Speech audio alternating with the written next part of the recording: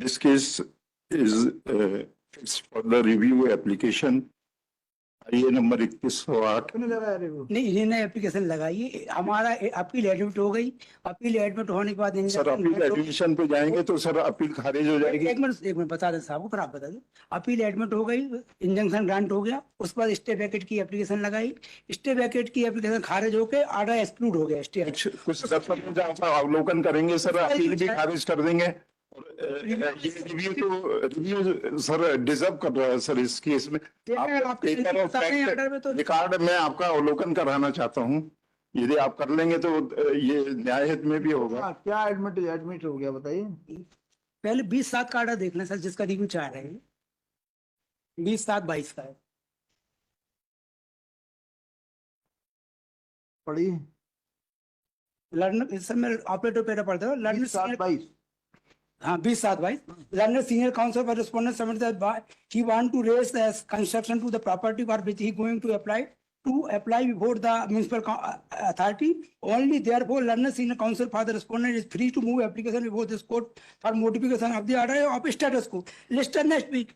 And according to IA number so and so, dispose of and matter is closed. My lord, ये मिली है। अगर race करना चाहते हैं तो अब वो उसमें सीनियर काउंसिल ने आर्गुमेंट किया था उस पर स्टे वैकेट। और उसके बाद अब ये इस ऑर्डर की गलती बताए, तो इस ऑर्डर में गलती क्या पहले तो ये बता। नए डॉक्यूमेंट तो देखने जाएंगे रिव्यू में। रिव्यू का स्कोप तो ये कि ये बताएं कि इस ऑर्डर में आपने क्या ऐसी गलती कर दी कि जो फेस ऑफ द रिकॉर्ड हो, जिससे ये लगता हो कि आपका फैसला बिल्कुल गलत है और इस गलती के बाद फैसला नहीं, ऑर्डर गलत है। तो रिव्यू का स्कोप अगर अब ये इनका आर्गूमेंट है कि अपील डिसमिस हो जाएगी तो क्वेश्चन अपना फ्रेम है, जब फाइनल हियरिंग होगी तो डिसमिस हो जाएगी अपील। अगर ये लॉर्ड सुविधा संतुलन और कब्जा व मालिकियत की कोई प्रमाण जमा नहीं किए लॉर्ड, मैंने सारे प्रमाण जमा किए हैं लॉर्ड। उसका आपका ध्यानाकर्षण और अवलोकन हो जाएगा तो आप कुछ उसमें बिल्कुल न्याय कर पाएंगे लॉर्ड। आपका ध्यानाकर्षण कराना चाहता हूं ये पेपर्स पे।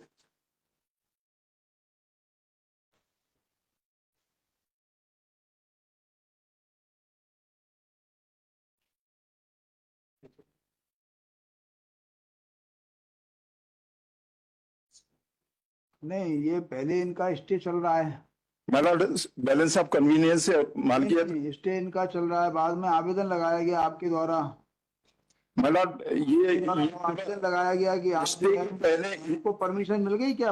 एक्सटेंशन ऑफ स्टे का जो इन्होंने आवेदन लगाया म्युनिसिपल कॉर्पोरेशन से परमिशन मिल गई। मैं आपका ध्यानाकर्षण कर, म्युनिसिपल कॉर्पोरेशन से परमिशन मिल गई। कहते हैं कि हाई कोर्ट का स्टे है तो हम कैसे मिली ना बट ये देखें कि इन्होंने पहले ही घोषणा stay extension of stay order लगाने के पहले पैरा नंबर 9 पे दिया कि हमको हाई कोर्ट का परमानेंट इंजंक्शन है। माय लॉर्ड, इनको एक्सटेंशन ऑफ स्टे की एप्लीकेशन ही नहीं लगानी थी। माय लॉर्ड, माननीय न्यायालय का समय और गरिमा खत्म नहीं करना चाहिए माय लॉर्ड।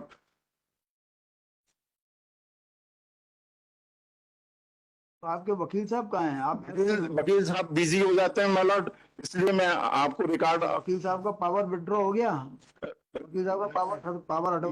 मेरी पत्नी पीड़ित है माय लॉर्ड, 9 साल से फर्जी मुकदमे में पीड़ित है।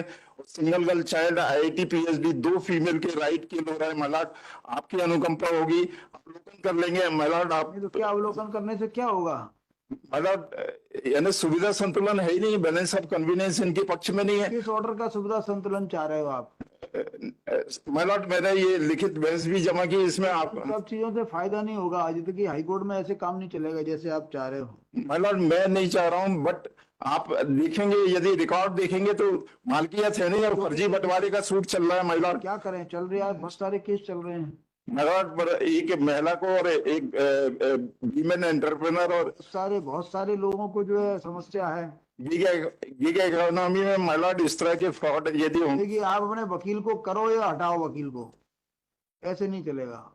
हम यहाँ बहस सुनेंगे तो या तो वकील की सुनेंगे या फिर आपकी सुनेंगे।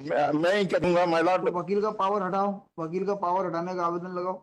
जी वकील है जी लगा दो जी तो देखिए जी माय लॉर्ड। हटा दो।